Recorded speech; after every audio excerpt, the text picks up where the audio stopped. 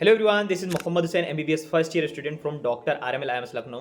तो एक बहुत ज़्यादा फ्रीक्वेंटली क्वेश्चन पूछा जा रहा था कि भैया एक जो नया एनसीईआरटी है, आपका न्यू सिलेबस जो रेड्यूस हुआ है, उसके बेसिस पे जो मोस्ट इंपॉर्टेंट और फ्रीक्वेंटली आस्क्ड टॉपिक हैं उसको एक बार कवर कर दीजिए। तो मैं भी सोचा कि ज़रूर इस पे एक वीडियो बनानी चाहिए, क्योंकि बहुत से बच्चों के अच्छी उतना प्रिपरेशन हो नहीं पाई है, किसी का हेल्थ इशू की वजह से कोई और फंक्शन में बिजी हो गया। तो ये टॉपिक को अगर आप कर लेंगे तो मेनली मैं श्योर हूँ कि इतना करने से आपका उस सब्जेक्ट में एक बेहतर परफॉर्म आप कर पाएंगे, अगर इन सब टॉपिक को आप ध्यान में रख के एक बहुत बेहतरीन अच्छे तरीके से इन्हें करेंगे। देखो, पढ़ना तो सब कुछ है क्योंकि नीट है, कहीं से भी पूछ सकता है, लेकिन मेनली वही होता है कि ज़्यादातर क्वेश्चन कहाँ से फ्रेम हो रहे हैं। तो अगर वो चीज़ आपको मालूम चल जाएगी ज़्यादातर क्वेश्चन कहाँ से फ्रेम हो रहे हैं, तो अगर आप उसको मल्टीपल टाइम कर लेंगे उस टॉपिक को, तो obviously you can gain more marks as compare to other student.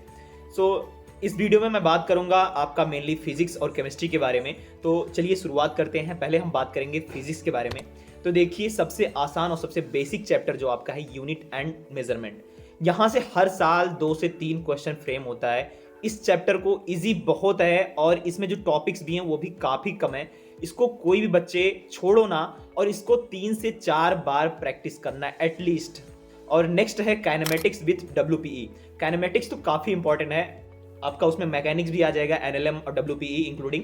तो ये भी काफ़ी एक वेटेज है और बेसिक बनाता है, थोड़ा ज़रूर इसको कवर कर लेना। फिर अगर बात करें system of particle and rotation motion, यहाँ से भी 3 क्वेश्चन आता है और वही ये जनरली आपका एनर्जी पूछ लेते हैं, या तो उसके बाद में कहीं एक इंक्लाइन प्लेन से गिरा के आपका जो ये मोमेंट ऑफ इनर्शिया होता है इसी का वेरिएशन करके अलग अलग निकलवा लेते हैं। तो ये भी काफ़ी आसान चैप्टर है, कर लेंगे आप, मुझे भरोसा है। और फिर आती है एक 5 से 6 क्वेश्चन इस टॉपिक से फ्रेम होता है, पूरी थर्मल फिजिक्स, जिसमें आपकी आ जाएगी थर्मोडायनेमिक, KTG, और आपका आ जाएगा thermal property of matter. Next आती है आपकी ग्रेविटेशन। ग्रेविटेशन आपकी इलेक्ट्रोस्टैट जैसी है, आपकी जब 12th की इलेक्ट्रोस्टैट करेंगे तो मैक्सिमम जो फॉर्मूलाज हैं और हर एक चीज़ें सेम ही हैं। तो आप अगर ग्रेविटेशन कर लेंगे तो आपको इलेक्ट्रोस्टैट जो है वो काफ़ी आसान हो जाएगा। ठीक है, 11th में ये जो मैं 5-6 यूनिट बताया हूँ या चैप्टर्स जो हैं, आपको इस पे ज़्यादा ध्यान देना है as compare to other chapters. ठीक है, उनको भी करना है, लेकिन उनको अगर 2 बार कर रहे हैं तो इनको 5 से 6 बार करिए, ताकि आप कम से कम 150 मार्क्स प्लस जा सकें। अगर आप बात करें 12th की, तो 12th में आपके मोस्ट इंपॉर्टेंट टॉपिक्स हैं। पहला तो आपका चैप्टर आता है इलेक्ट्रोस्टैट एंड करंट इलेक्ट्रिसिटी। यहाँ से 7 से 8 क्वेश्चन हर साल फ्रेम होते हैं, और यहाँ से आप वही करना जो फ्रिक्वेंटली आस्क टॉपिक हैं। जब आप देखिएगा प्रीवियस ईयर उठा के ना, तो जहाँ से आपको बार बार लगे कि यहाँ से क्वेश्चन आ रहा है, जैसे पोटेंशियोमीटर से हर साल एक क्वेश्चन फिक्स है, तो ऐसे ही आप देख के करिएगा तो थोड़ा आसान लगेगा चीज़ें और जल्दी हो जाएंगी। और उसके बाद में आता है मैग्नेटिज्म, वो भी काफ़ी बड़ी यूनिट है। उसमें आपको magnetism and matter, alternative current, ये थोड़ा इंपॉर्टेंट चैप्टर्स हैं। इसमें हाँ 6-7 क्वेश्चन इससे भी आते हैं, लेकिन 4 क्वेश्चन आपके 2 चैप्टर से आ जाते हैं। रे ऑप्टिक एंड वेव ऑप्टिक, रे ऑप्टिक भी काफ़ी इंपॉर्टेंट चैप्टर है। इसमें भी 4 से 5 क्वेश्चन एक चैप्टर देता है। वेव ऑप्टिक से भी 1 से 2 क्वेश्चन आ जाते हैं आपके। वेव ऑप्टिक्स में YDSC तो मोस्ट इंपॉर्टेंट वही पूछा ही जाता है, mainly YDSC। Modern physics most easiest, सबसे ज़्यादा इजी फिजिक्स जिसे बोल सकते हैं, और सबसे ज़्यादा हाई वेटेज भी है। 7 से 8 क्वेश्चन मॉडर्न फिजिक्स से हर साल आते हैं। और semiconductor and its devices, logic gate से 1 क्वेश्चन कंफर्म है, सेमीकंडक्टर से 3 क्वेश्चन आता है, सेमीकंडक्टर से भी आपका। ठीक है, ये जो मैं प्रीवियस ईयर पूरा देख के किया हूँ कि क्या क्या आ रहे हर साल में, कितने क्वेश्चन हर एक चैप्टर से आ रहे, उसके बिहाफ पे मैं बता रहा हूँ। तो आप इन सब चैप्टर्स को थोड़ा ध्यान में रख के करिएगा और इन्हीं को बार बार करिएगा, मैं ये मानूंगा, तभी जाके आपको 140 प्लस मार्क्स गेन कर पाओगे। अब बात करें अगर केमिस्ट्री की, तो केमिस्ट्री में आपका आता है स्ट्रक्चर ऑफ एटम, वो भी काफ़ी ईजी है। मॉडर्न फिजिक्स ही एक चैप्टर है, समझिए वो, अगर आप ये कर ले रहे हैं तो वो कर लेंगे, वो कर ले रहे हैं तो ये कर लेंगे, काफ़ी आसान है ये भी। केमिकल बॉन्डिंग ऑब्वियसली 4 से 5 क्वेश्चन हमेशा आता है, और इसके एप्लीकेशन भी हर जगह मिलते हैं आपको। और अभी तो जो P ब्लॉक वगैरह हट गए हैं, लेकिन उनके भी NCERT एक्सम्पलर वगैरह सॉल्व कर लेना जो NCERT में क्वेश्चन दिए हुए हैं, क्योंकि केमिकल बॉन्डिंग से रिलेट करके पूछ सकता है। ठीक है, थर्मोडायनेमिक्स, इसका भी आप अगर फिजिक्स वाला कर लेंगे तो ये भी लगभग हो ही जाएगा, थोड़ा ही अंतर है, ज़्यादा वेरिएशन नहीं है। इक्विलिब्रियम आपका उसमें आता है आयनिक और ये केमिकल इक्विलिब्रियम।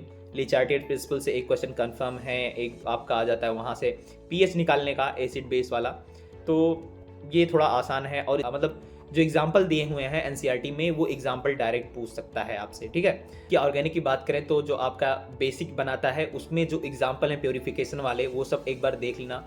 और अगर ना समझ में आए कि क्या इंपॉर्टेंट है, तो मैंने पहले भी बताया है कि परवेज सर के आप पुराने वीडियो पढ़े हैं न्यू लाइट इंस्टीट्यूट वाले, उनको आप देख लेंगे तो उससे मालूम चल जाएगा कि क्वेश्चन कहाँ से फ्रेम होगा, ठीक है। उसके बाद 11th का जो हाइड्रोकार्बन वाला है उससे भी 3-4 क्वेश्चन आते हैं, उसमें भी देखेंगे आप तो क्वेश्चन मोस्टली रिपीटेड रहते हैं सेम फ्रिक्वेंटली टॉपिक से, तो ये कर लेना आप, इसमें 11th में आपका हो जाएगा। अब बात करें अगर 12th की, 12th में फिजिकल में इलेक्ट्रो केमिस्ट्री, केमिकल काइनेटिक्स में जो फर्स्ट सेकेंड ऑर्डर के ग्राफ हैं और उसका एग्जाम्पल दिया है एनसीईआरटी में।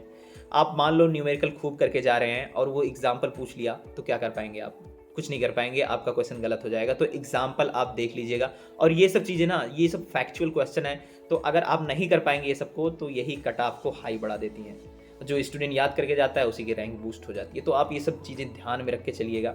मैं काफ़ी क्वेश्चन करा था तो मेरे को मिले थे फर्स्ट ऑर्डर सेकंड ऑर्डर पे, उसके एग्जाम्पल्स उसने डायरेक्ट पूछ लिया था। और फिर उसके बाद में आता है सॉल्यूशन एंड मोल कॉन्सेप्ट, यहाँ से भी 4-5 क्वेश्चन बन जाते हैं आपके, और ऑब्वियसली बढ़िया है, बेसिक भी बनाता है काफ़ी चैप्टर्स का, तो कर लेना इसे।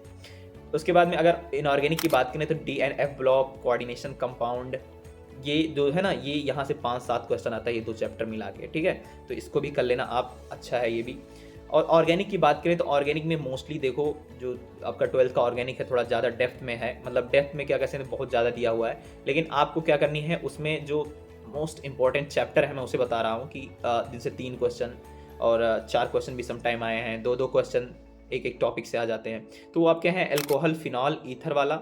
उसके बाद aldehyde, ketone and carboxylic acid काफ़ी इंपॉर्टेंट है। और अमाइन वाले जो होते हैं ना, टेस्ट हैं कि प्राइमरी के लिए, सेकेंडरी के लिए, तो वो वाले अमाइन में आप देख लेना, जो टेस्ट हैं वो बहुत ही इंपॉर्टेंट हैं। तो बस इतने ही है टॉपिक ये आपके 11th-12th केमिस्ट्री के, और इतना करो। और मैं बायो के लिए एक सेपरेट वीडियो बना दूंगा प्रॉपर्ली, उसमें क्या है बायो, तो मैं मानूंगा कि आपको पूरा ही पढ़ना पड़ेगा, लेकिन मैं एक वीडियो डाल दूंगा उससे पे भी कि क्या मोस्ट इंपॉर्टेंट चैप्टर्स हैं, कहाँ से ज़्यादा क्वेश्चन फ्रिक्वेंटली पूछा गया है, ठीक है। तो यार पढ़ो खूब दबा के, अभी 6 महीने बचे हैं ना, 6 महीने में अगर ये टॉपिक कर लोगे जितना मैं बता रहा हूँ ना, सच बता रहा हूँ मैं, 6-10-20 प्लस चले जाओगे अगर अच्छा कमांड हो गया इन पे। और उन चैप्टर्स को भी अगर आप कर लिए, वो तो आसान है ना, वो और बढ़िया से कर लोगे, तो आप 640-50 मार्क्स तक भी जा सकते हैं, एज मतलब जैसे आपकी प्रिपरेशन है उसके ऊपर डिपेंड कर रहा। और लक भी थोड़ा बहुत होता है, लेकिन जब आप मेहनत करते हैं ना तो आपका लक भी काम करता है, मैं इस पर भरोसा रखता हूँ। तो आप अपनी तरफ से थोड़ा सा भी कसर ना छोड़ें। टाइम नहीं मिल रहा था, बस वही एक मसला था, लेकिन आप लोग परेशान ना हो, मैं आपके साथ हूँ। All the best.